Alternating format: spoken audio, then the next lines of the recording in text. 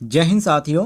स्वागत है आप सभी का सत्या एक्सेलेंट यूट्यूब चैनल पे। अभी साथियों आप स्क्रीन पर देख सकते हैं हमने एक वेबसाइट ओपन कर रखी है और ये जो वेबसाइट है कोणक रेलवे कॉरपोरेशन लिमिटेड की ऑफिशियल साइट है, जहां पर आईटीआई डिग्री डिप्लोमा छात्रों के लिए एक नई भर्ती का नोटिफिकेशन जारी किया गया है। जैसे आप स्क्रॉल करते हुए नीचे आ जाते हैं, यहाँ पे कैरियर वाले ऑप्शन में जाकर न्यू अपडेट में आप देखेंगे तो आपको देखने को मिल जाएगा जो कि 2026 के अंतर्गत नया नोटिफिकेशन पब्लिश किया गया है। चलिए मैं आपको नोटिफिकेशन डाउनलोड करके इस भर्ती के बारे में पूरी जानकारी देता हूँ। तो अभी आप साथियों स्क्रीन पर जो देख रहे हैं ये नोटिफिकेशन है जो कि कोणक रेल कॉरपोरेशन लिमिटेड का, और यहाँ पे आप नीचे आ जाते हैं।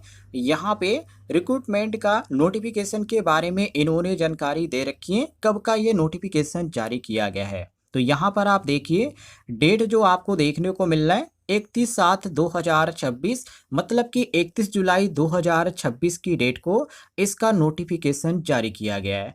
और ये जो फॉर्म है कब तक भरा जाएगा इसके बारे में आपको नीचे यहाँ पर बताया जा रहा है कि all in application window will open during the last week of August 2026। यहाँ पर आप समझ सकते हैं, मतलब ये जो फॉर्म है कब से भरा जाएगा, कब तक ये अप्लाई किया जाएगा, सारी प्रक्रिया इन्होंने यहाँ पर बता रखी है। अगस्त तक जो है ये फॉर्म भरने का लास्ट डेट है, तो आप ध्यान रखिएगा यदि आप अप्लाई करना चाहते हैं तो, क्योंकि इन्होंने यहाँ पे डेट नहीं बता रखा है, ये ध्यान रखिएगा। जैसे आप नीचे आ जाते हैं यहाँ पे इसके बारे में इन्होंने पूरी जानकारी दे रखी है। जैसे कोणक रेलवे कॉरपोरेशन लिमिटेड के RCL invites online application for various category post, मतलब कि यहाँ पे आपको कोणक रेलवे कॉरपोरेशन लिमिटेड में ऑनलाइन एप्लीकेशन अप्लाई करने का इनवाइट किया जा रहा है, जिसमें आपको वेरियस पोस्ट, मतलब कि पोस्टों की संख्या इन्होंने नहीं बता रखी है, केवल ये बता रखी है कि वेरियस पोस्ट है जिस पे आप अप्लाई कर सकते हैं। आगे लिखा गया है the following candidate are eligible to apply, मतलब कि वही कैंडिडेट यहाँ पे अप्लाई कर सकते हैं जो यहाँ पे एलिजिबल है। अब यहाँ पे कौन कौन से छात्र एलिजिबल हैं वो कैसे आपको पता चलेगा, तो चलिए उसके बारे में भी आपको बताते हैं। उससे पहले आप यहाँ पे पोस्टों का नाम देख लीजिए, कौन कौन से पोस्ट पर ये भर्ती निकाली गई है। जहां पहले नंबर पे आपको सिविल डिपार्टमेंट का जूनियर इंजीनियर का पोस्ट है, और सिविल में एक और है ट्रैक मेंटेनर का। इसके बाद एसएनटी के अंतर्गत सीनियर यहाँ पे सेक्शन इंजीनियर का देखने को मिल जाता है। इसके बाद ईएसटीएम जो कि थर्ड का देखने को मिलता है। ऑपरेटिंग डिपार्टमेंट में आपको जो देखने को मिलता है यहाँ पे स्टेशन मास्टर का, स्टेशन कंट्रोलर का, और यहाँ पे गुड्स ट्रेन मैनेजर का देखने को मिल जाता है। वहीं इलेक्ट्रिकल क्षेत्र में देखेंगे तो असिस्टेंट लोको पायलट का आपको पोस्ट देखने को मिलता है, और मैकेनिकल के क्षेत्र में सीनियर सेक्शन इंजीनियर का है, और दूसरे नंबर पे जूनियर इंजीनियर का है, और मैकेनिकल के क्षेत्र में एक और पोस्ट है टेक्नीशियन थर्ड का है। और नीचे यहाँ पे कमर्शियल जो यहाँ पे डिपार्टमेंट है उसमें इन्होंने कमर्शियल सुपरवाइजर का पोस्ट दे रखा है। टोटल यदि सीट की बात करें तो इसमें टोटल सीट जो इन्होंने दिखा रखा है टोटल 201 सीट इसमें खाली है, ये ध्यान रखिएगा। अब नीचे आ जाते हैं। जैसे आप नीचे आएंगे स्क्रॉल करते हुए यहाँ पर आपको पे लेवल के बारे में भी जानकारी दे रखा है कि किस पोस्ट पर आप अप्लाई करते हैं तो आपको साथियों यहाँ पे कितना पेमेंट मिलेगा, और यहाँ पे किस पोस्ट पर अप्लाई करते हैं तो जो सीबीटी एग्जाम होने वाला है वो यहाँ पे कब होने वाला है, एग्जाम ग्रुप ऑफ सीबीटी का इन्होंने यहाँ पे अंक के माध्यम से समझा रखा है। तो वीडियो को स्टॉप करके भी आप देख सकते हैं, दोबारा रिपीट करने का कोई फायदा नहीं है। और मैं आपको बता दूं यहाँ पर पेट भी मांगा गया है, इसको भी आप ध्यान रखिएगा, बिना पेट वाले अप्लाई नहीं कर सकते हैं। अब यहाँ पे बात करते हैं योग्यता के बारे में।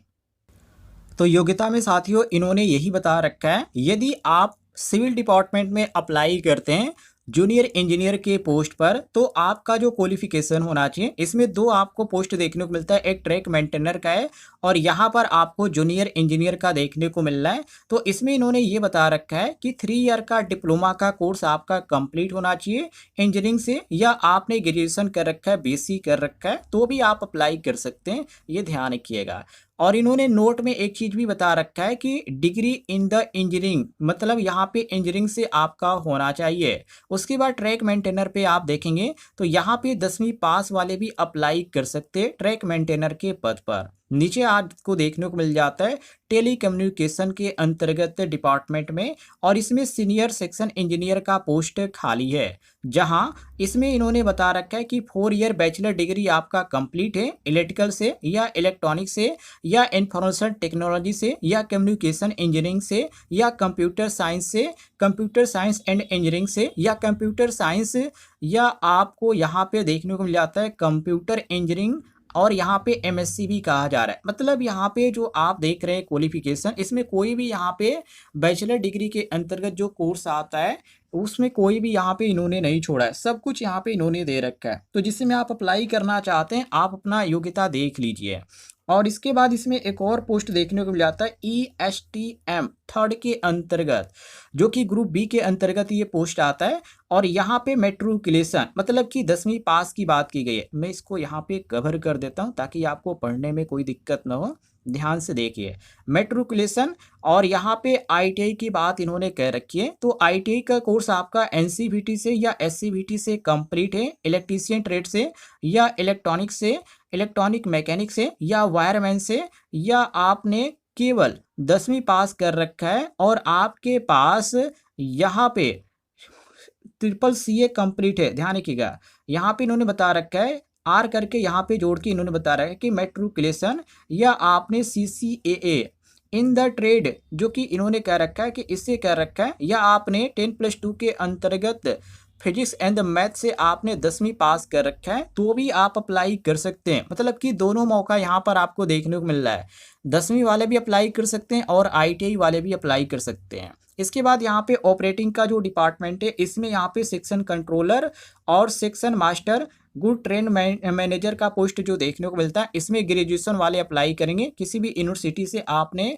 ग्रेजुएशन का कोर्स कंप्लीट कर रखा है तो अप्लाई कर सकते हैं। इसके बाद यहाँ पे असिस्टेंट लोको पायलट का जो पद देखने को मिल रहा है, जो कि इसमें यहाँ पे 10वीं पास के साथ इन्होंने बता रखा है कि ITI का कोर्स आपका NCVT या SCVT से तो आप अप्लाई कर सकते हैं। बल्कि यहाँ पे ट्रेड भी इन्होंने बता रखा है, जैसे आप यहाँ पे देखिए, यहाँ पे इन्होंने ट्रेड बता रखा है आर्मेचर एंड कॉइल वेंडर का, इलेक्ट्रीशियन का, इलेक्ट्रॉनिक मैकेनिक का, फिटर का, और इसके बाद यहाँ पर हीट इंजन का भी इन्होंने बता रखा है, इंस्ट्रूमेंट मैकेनिक भी है, मशीनिस्ट भी है, और मैकेनिक डीजल भी है, और यहाँ पे मैकेनिक मोटर व्हीकल भी है, और यहाँ पे मिलराइट भी मेंटेनेंस का मैकेनिक का देखने को मिलता है, जो कि इसका बहुत ही कम यहाँ पे भर्ती देखने को मिलती है। इसके बाद mechanic radio and TV trade भी है, refrigeration and air conditioning mechanic भी है, ट्रैक्टर मैकेनिक भी है, टर्नर भी है, और वायरमैन है। इतना आपको ट्रेड देखने को मिलता है। यदि आपने ITI नहीं किया है तो आपके लिए भी मौका है। इन्होंने बता रखा है कि मेट्रिकुलेशन मतलब कि 10वीं आप पास हैं,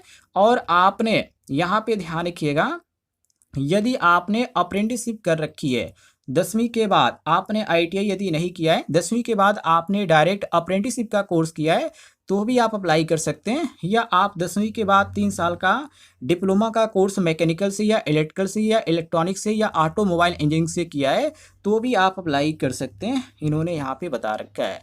बाकी मैकेनिकल वाले भी अप्लाई कर सकते हैं। इसमें बहुत सारा यहाँ पर आपको ट्रेड देखने को मिल जाता है मैकेनिकल के अंतर्गत, और भी यहाँ पे पद है, इसमें आप अप्लाई कर सकते हैं। अब बात करते हैं कितने उम्र के लोग इसमें अप्लाई कर सकते हैं।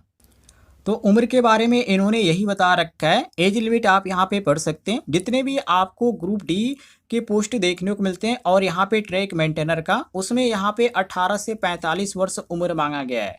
और इसमें इन्होंने ये भी बता रखा है कि यदि आप SC/ST कैटेगरी के अंतर्गत आते हैं तो उम्र में आपको 5 साल का छूट है, और यदि आप एक्स सर्विसमैन के अंतर्गत जनरल या AWS या SC/ST के अंतर्गत आते हैं तो भी आपको उम्र के अंतर्गत यहाँ पे छूट देखने को मिल जाती है। तो उम्र के बारे में इन्होंने डिटेल में यहाँ पे जानकारी दे रखी है।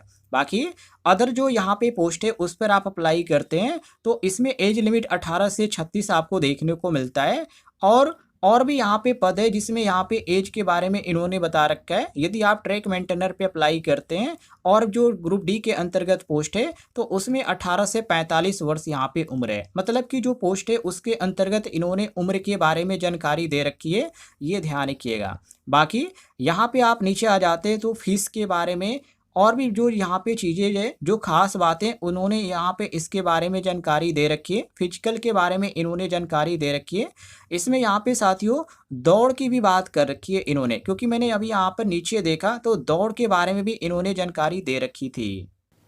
तो जैसे ही आप यहाँ पे फिजिकल एफिशिएंसी टेस्ट में आप देखेंगे तो आपको देखने को मिलेगा कि मेल के लिए इन्होंने बता रखा है कि 35 केजी आपका वजन और 100 मीटर 2 मिनट में आपका होना चाहिए विदाउट पुटिंग वेट डाउन, ये ध्यान रखिएगा। इसके बाद इन्होंने यहाँ पे बता रखा है फीमेल के लिए जो कि 20 केजी यहाँ पे वजन और 100 मीटर जो कि 2 मिनट में होना चाहिए, ये ध्यान रखिएगा। इन्होंने यहाँ पे फिजिकल के बारे में बता रखा है। और इसके बाद यहाँ पे प्रोसेसिंग फ़ीस के बारे में भी इन्होंने बता रखा है कि कितना रुपए आपको जो है इसका फ़ीस चार्ज देना पड़ेगा।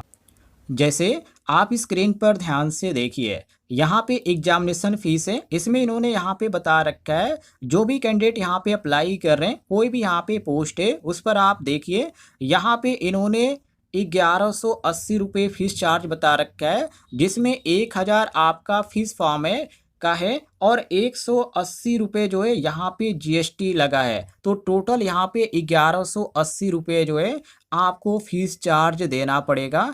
और ये जो पेमेंट है आप कैसे कर पाएंगे, तो ऑनलाइन पेमेंट आप कर पाएंगे, किसी भी माध्यम से आप कर सकते हैं। और यहाँ पे इन्होंने बता रखा है यहाँ पे रिफंड आप examination fees for those attending CBT only, मतलब कि जितने भी छात्र फॉर्म भरेंगे और एग्ज़ाम देने जाएंगे उनका यदि एग्ज़ाम नहीं निकलता है तभी इनका जो रिफंड किया जाएगा पैसा। और ये जो यहाँ पे रिफंड किया जाएगा कितना किया जाएगा, इन्होंने यहाँ पे बता रखा है एग्जामिनेशन फीस यहाँ पे 100 रुपये।